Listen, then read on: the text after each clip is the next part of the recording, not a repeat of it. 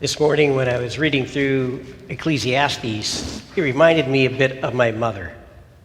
She would sometimes get to a certain point in futility and frustration and say, "It never ends.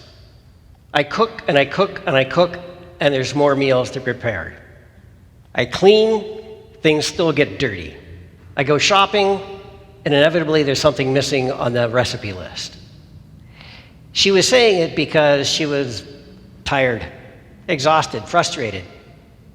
And it does seem like it's never ending, the onslaught of life. But that's not exactly the entire point of Ecclesiastes. Ecclesiastes is trying to address the hubris of humanity to think that we are always in control of things, that we can scheme and change the world for our designs. Scripture tells us that God leaves us kind of in charge, that we are supposed to be stewards of this creation. But sometimes we go a little too far with our sense of control and manipulation. The point that, Health is trying to make is that the world is bigger than we are. And although it doesn't mention God specifically, we do believe that God's will is bigger than we are. And so the question for us is, where's this connection point between what influence we can have and what we can do and the things that are beyond our control? And I think that we as people of faith sometimes struggle because we want to say, let go and let God. There's so much that's beyond our control, but on the other hand, you just can't give up. At what point, how do you engage in a way that is respectful of God's realm and responsible to our own? And so there's no clear answer for that. But I think that we're supposed to remain conscious of the fact that we can't be in total control and we do have to surrender.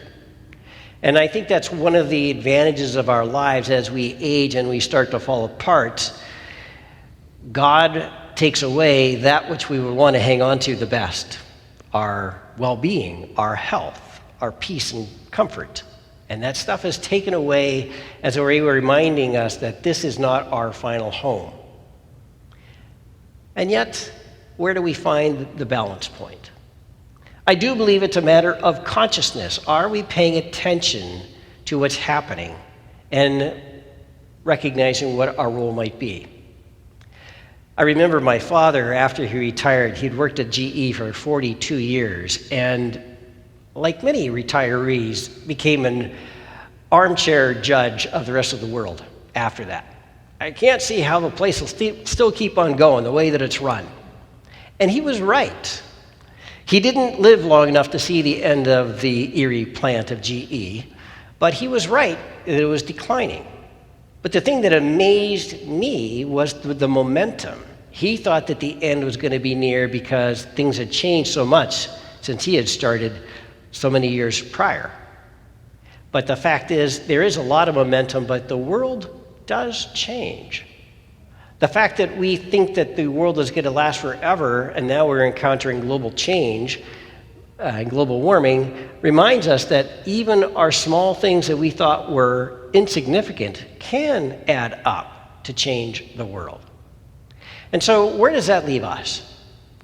We can't always change the system. We can't always fight City Hall. But our responsibility as people of faith is to align ourselves with perhaps the will of God as best that we can.